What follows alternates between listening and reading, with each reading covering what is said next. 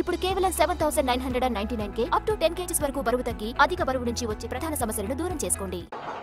అవినీతిని అంతమొందించి ఎవరు ఒక్క రూపాయి తినలేని ప్రభుత్వాలు ఎలా ఉంటాయో చూపించడానికి పుట్టింది జై భారత్ నేషనల్ పార్టీ. ఇది అందరూ గమనించాలి. మన దేశానికి 75 సంవత్సరాల కింద స్వేచ్ఛా స్వాతంత్రాలు లభించాయి. అవి ఎంతగా దుర్వినియోగం అయ్యాయంటే మనకు మనమే బందీలుగా మారిపోయాం. మనం బందీలుగా మారిపోయాం. మళ్ళీ మనం పూర్వంలాగా పరతంత్రంలోకి వెళ్ళిపోతున్నాం. పెత్తందారులను మార్చాం కానీ బానిసత్వం నడుస్తూనే ఉంది. పెత్తందారులను మారుస్తున్నాం కానీ బానిసత్వం నడుస్తూనే ఉంది. ఒకరు అభివృద్ధి అని ఒక నగరం కట్టడం వైపే లక్ష్యం కేంద్రీకరించి అవసరాలను మరిచిపోయారు. ఒకరు అభివృద్ధి అని ఒక నగరం కట్టడానికే లక్ష్యం కేంద్రీకరించి ప్రజల అవసరాలను పూర్తిగా నిర్లక్ష్యం చేశారు. ఇంకొకరు అవసరాలు అని అభివృద్ధిని పక్కకు నెట్టారు. అభివృద్ధితో ఎలా అవసరాలు తీర్చవచ్చో ప్రజలకు చెప్పి బానిసత్వం నుంచి విముక్తి కలిగించడానికి పుట్టిన పార్టీ జై భారత్ నేషనల్ పార్టీ.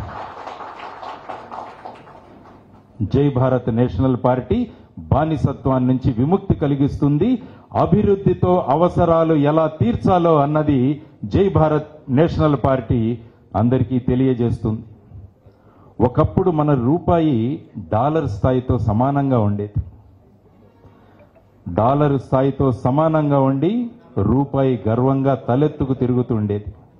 కానీ ఇప్పుడు దానికి వ్యతిరేక పరిస్థితిని చూస్తున్నాం. డాలరు శాసిస్తుంటే రూపాయి తల వంచుకొని దాస్యం చేసే దుస్థితికి దిగజారిపోయింది. నిజానికి ప్రజలు ప్రభుత్వాలను నిర్ణయిస్తున్నారా అనే అనుమానం కూడా మనకు కలిగిపోతుంది. ఇప్పుడు ప్రజాస్వామ్యం ఎక్కడా అని వెతుక్కోవాల్సి వస్తుంది. మనం పుస్తకాల్లో చదివిన ప్రజాస్వామ్యం, మనకు పెద్దలు చెప్పిన ప్రజాస్వామ్యం ఎక్కడా అని వెతుక్కోవాల్సిన పరిస్థితిలో మనమందరం కూడా ఉన్నాం. దీనికి పరిష్కారం కలిగించడానికే పుట్టింది జై భారత్ నేషనల్ పార్టీ అని మరొకసారి మీ అందరికీ తెలియజేస్తున్నా.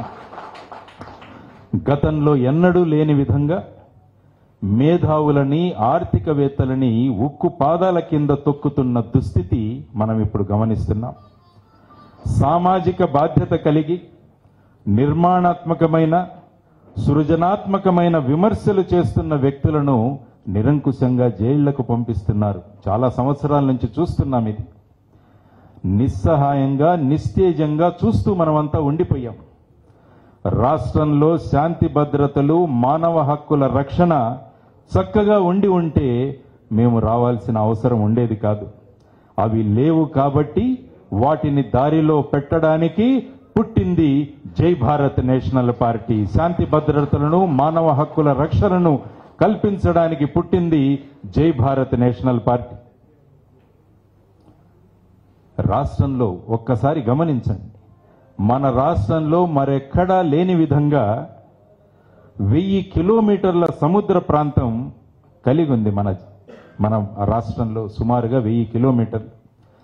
మీరు అనుకుంటే ఈ 1000 కిలోమీటర్లను గనక మనం చక్కగా అభివృద్ధి చేయగలిగితే రాష్ట్రంలో ఉన్న సగం జనాభాకి మనం ఉద్యోగ కల్పన చేయవచ్చు. ఉద్యోగాలు మనం ఇక్కడే సృష్టించవచ్చు.